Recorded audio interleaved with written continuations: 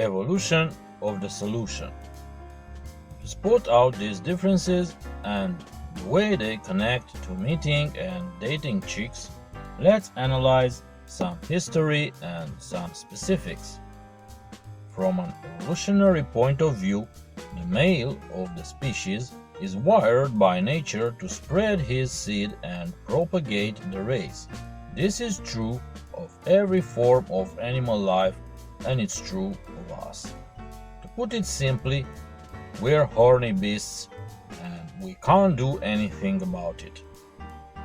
On the other hand, in spite of the fact that females want and need to propagate the species too, they are set up to be much more selective than guys. This is true in the animal kingdom and true with us. Girls move much slower and selectively than guys do, and guys often screw it up by moving too fast as they believe girls react like men. The best way to spot it is that girls, consciously or not, pick out the strongest, healthiest, most dominant man to mate with. Always have, always will. If you think about it, this is a pretty good system for a successful species. The male is set up to mate with as many females as possible, and the females are set up to mate with the best possible mates. So the male drive determines a high incidence of offspring, whilst the female drive determines a high rate of strong offspring. This female drive to choose the strongest and healthiest mates, as opposed to the male instinct to just copulate, also has the role to ensure the best possible odds for her offspring and herself to be protected and provided for. Again, this is evolutionary. We are not talking about today's world where all of a sudden in the last 50 years ladies work and provide and all that, and it's fine and good for them. But only by being independent and demanding, they won't erase hundreds of thousands of years of evolution in half of century. These things are primal. Deep within, girls still yearn for strong protectors and providers, no matter if they admit it or not, or even know it or not. Am I claiming that all girls are purposefully looking for a guy to fecundate them and look after them? Not at all. They don't think it, but they do feel it. It's quite confusing to them because this feeling comes out of them as attraction. Attraction is an instinct. It's not something girls can choose to do. A girl can't just decide to be attracted to you. She is or she isn't, and she doesn't even know why. Like I told you, it's thousands of years of evolution at work. Most guys just don't understand this. They believe they are supposed to be nice, friendly, to listen to her problems and her crap, buy her presents, etc. And she will one day make up her mind what a great catch he is and be attracted to him. Get this, it doesn't work like that. It never did and it never will. Yes, you will certainly find a lot of gold diggers out there who are eager to find some daddy to look after them, feed on his credit card and eventually leave him or screw around on him. But they are never attracted to him and they always despise him. When you analyze the way we are built, the way we are programmed, and the way we have evolved, you can begin to make out the attraction mechanisms. Evolutionary theory states that when we're choosing a mate, it's in a girl's best interest to clearly know if the guy would be a good long-term partner. Because if a relationship ends, girls deal with worse consequences, including pregnancy and child rearing.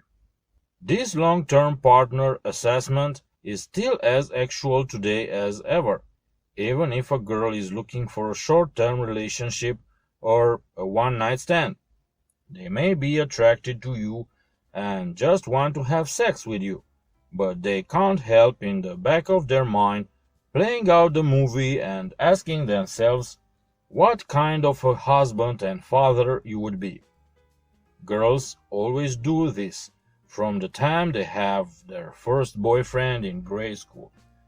They used to write down their name with their boyfriend's last name after it, just to see how it sounds.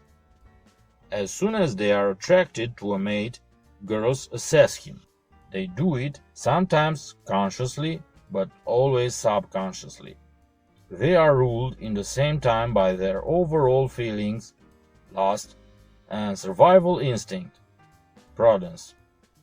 This is why usually girls move much slower than guys in the mating dance. You know what this means. It's why most girls of any quality only lift their skirts after that magic third date or beyond. And that's just okay with us, buddy. As soon as you get in a game and you are dating many girls, you'll have one to spread her legs at almost any given time. Another essential difference between men and women is the way we choose our mates. Guys, without a doubt, are highly visual in their approach. On a very deep level, we know what we like. Every man has his tastes, but generally, we seem to be attracted to girls who present specific physical traits.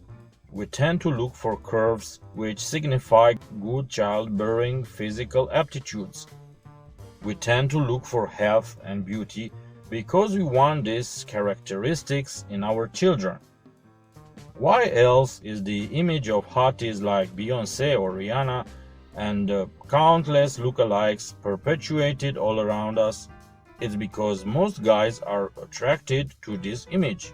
And it has to be like this for guys to keep it simple. If you have any doubt guys are visually stimulated, let's admit the fact that 90% of all porn is for guys, and this is a multi-billion-dollar industry. There is also the I do her factor, which is based only on looks. Girls are extremely conscious of how we men are wired. They know we are visual beings. This is the reason why they spend so much time and money on how they look. I'm not telling you that guys aren't preoccupied with their looks. We should be, but let's admit it. Girls have this market cornered. Beauty and fashion are also billion-dollar industries, and it's all due to guys' drive to mate with sexy ladies. Yes, girls know this. Girls know they have to stand out visually, physically in order to get picked. Look around, they are doing their part. She's the one who gets all dolled up. She's the focus.